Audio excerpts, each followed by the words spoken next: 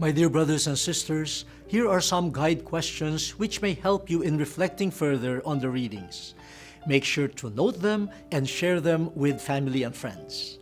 The first question is, do I witness to the forgiveness of sins brought by the risen Lord? Sumasaksi ba ako sa kapatawaran ng mga kasalanan na binibigay ni Kristong muling nabuhay? The second question is, do I make myself an instrument of God's forgiveness? Ako ba ay nagiging instrumento ng pagpapatawad ng Diyos?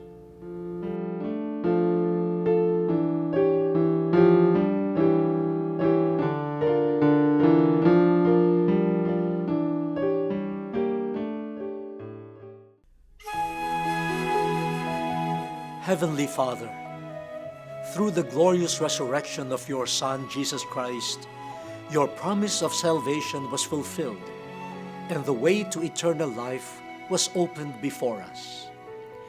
May His resurrection continue to raise us up and renew our lives, that we may be worthy to be called children of the light.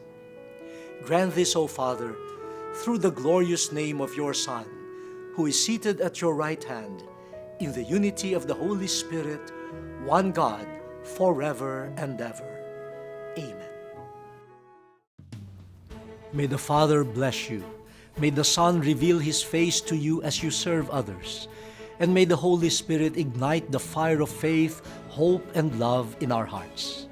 Friends, join us again next Sunday. We live to serve.